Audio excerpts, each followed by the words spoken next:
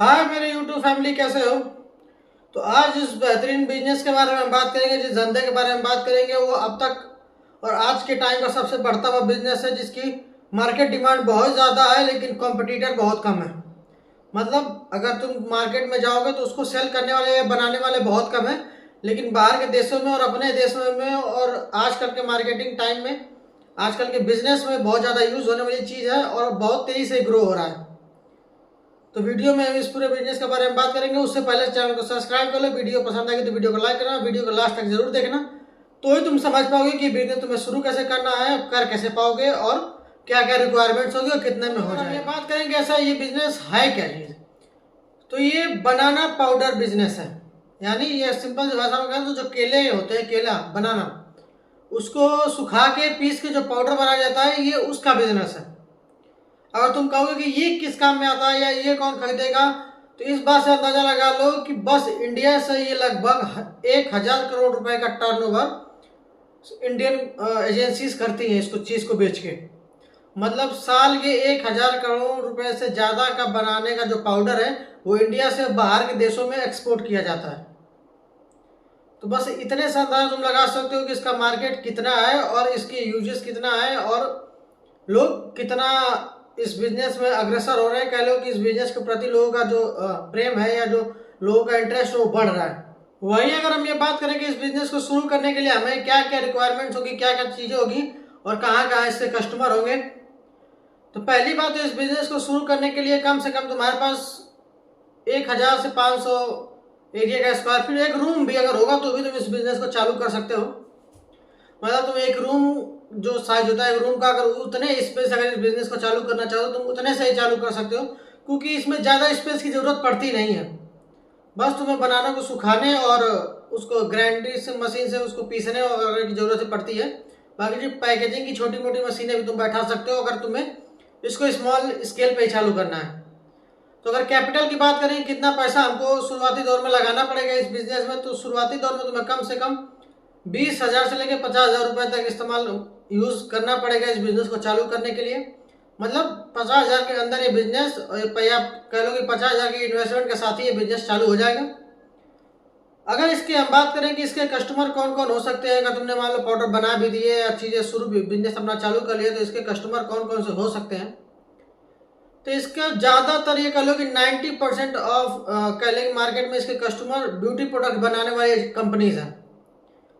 मतलब जो beauty product जैसे फेसियर बनाने वाली जो जो भी तुम ब्यूटी प्रोडक्ट्स मार्केट में देखते हो, जो महिलाएं या पुरुष उसको इस्तेमाल करते हैं, कह लो कि एजेंसियां बहुत ज़्यादा डिमांड करती हैं इस चीज़ की, क्योंकि ब्यूटी प्रोडक्ट्स बनाने में सबसे ज़्यादा यूज़ होता है बनाना पाउडर। जो हाइलाइटर वगैरह होते हैं या जो ऐसी क्रीम होती है जो चेहरे को ग्लो लाती हैं, हाईलाइट करती हैं या कोई चमक लाती हैं, इन सभी क्रीमों में इस्तेमाल होता है, ब्यूटी प्रोडक्ट्स में बनाने के लिए इस्तेमाल होता है बनाना पाउडर। तो इस बात से अंदाजा लगा सकते हो कि ब्यूटी प्रोडक्ट्स में कितना बनाना पाउडर की डिमांड है, या ऐसी इंडस्ट्रीज जो ब्यूटी प्रोडक्ट्स बनाती हैं वो कितनी डिमांड करती हैं इस चीज़ की। दूसरी जो इंडस्ट्री इसके कस्टमर है वो है फूड इंडस्ट्री।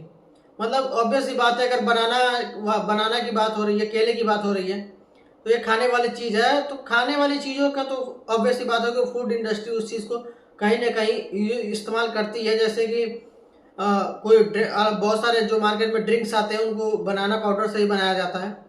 बाकी वो तीसरी अगर बात करें तो इसको बहुत ज़्यादा लोग फैट लॉस करने के लिए, फिर अपनी फिटनेस चीज़ें मेंटेन करने के लिए, अपनी फिटनेस मेंटेन करने के लिए भी इस पाउडर का बहुत ज़्यादा इस्तेमाल होता है।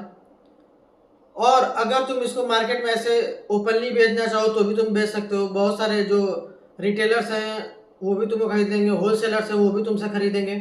बाकी अगर ऑनलाइन एप्लीकेशन जैसे अमेजोन, मीशो, फ्लिपकार्ट, इन सब के मतलब ई कॉमर्स वेबसाइट का अगर तुम इस्तेमाल करके इस चीज़ को बेचोगे तो भी ये बहुत ज़्यादा बिकेगा, बहुत ज़्यादा इसके कस्टमर तुम्हें मिलेंगे, क्योंकि बहुत लोग घर पे भी बहुत सारे अलग अलग तरीक़ों से इसका इस्तेमाल करते हैं। अब अगर बात आती है कि बिजनेस को चालू करना है, मान लो हमने पूरा प्लान रेडी कर लिया, हमारा कैपिटल आ गया, हमने मशीनें मंगा ली, तो क्या क्या जो लीगल आइडेंटिटीज है जिनकी ज़रूरत पड़ेगी हमको इस बिज़नेस को चालू करने के लिए। तो पहला तो मेरे बिज़नेस का जो रजिस्ट्रेशन है वो चाहिए। वो तो ऑब्वियस सी बात है, कोई बिज़नेस चालू करने जाओगे तो रजिस्ट्रेशन लगता ही लगता है। उसके बाद तुम्हारा जो लगता है वो है जीएसटी।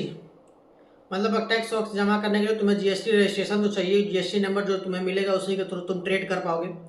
उसके बाद तुम्हें टैक्स सर्टिफिकेट भी चाहिए होगा। टैक्स मतलब जो जितना तुम अर्निंग करोगे गवर्नमेंट को टैक्स तो देना पड़ेगा भाई, बिजनेस कर रहे हो तो टैक्स तो ऑब्वियस सी बात है तुम दोगे ही दोगे।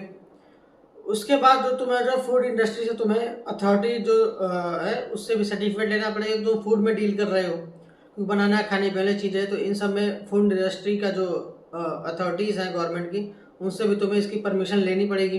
बाकी वही बात करेंगे उसके बाद क्या करना पड़ेगा, तो तुम्हें इसकी टेस्टिंग रिपोर्ट, मतलब कोई भी प्रोडक्ट तुम खरीदते हो तो उसके पीछे बहुत सारे न्यूट्रिशंस में क्या क्या है, क्या क्या मिलाया गया है, क्या क्या चीज़ें सब इससे क्या क्या फ़ायदे हैं या किन चीज़ों में काम आती है, कौन से विटामिन इसे मिलती है, ये सारे जो देखो कि किसी प्रोडक्ट के पीछे डिस्क्रिप्शन में लिखा रहता है, तो वो सारी रिपोर्ट तुम्हें टेस्टिंग रिपोर्ट के ही माध्यम से पता चलेगी। तो कम से कम तुम्हें कोई प्रोडक्ट तुम इसमें डील करते हो, अगर इस प्रोडक्ट में अगर तुम डील कर रहे हो, तुम्हें टेस्टिंग रिपोर्ट भी तुम्हें करानी पड़ेगी। मतलब 10-15 प्रकार के ऐसे सर्टिफिकेट जो तुम्हें लेने पड़ेंगे इस बिजनेस को चालू करने से पहले।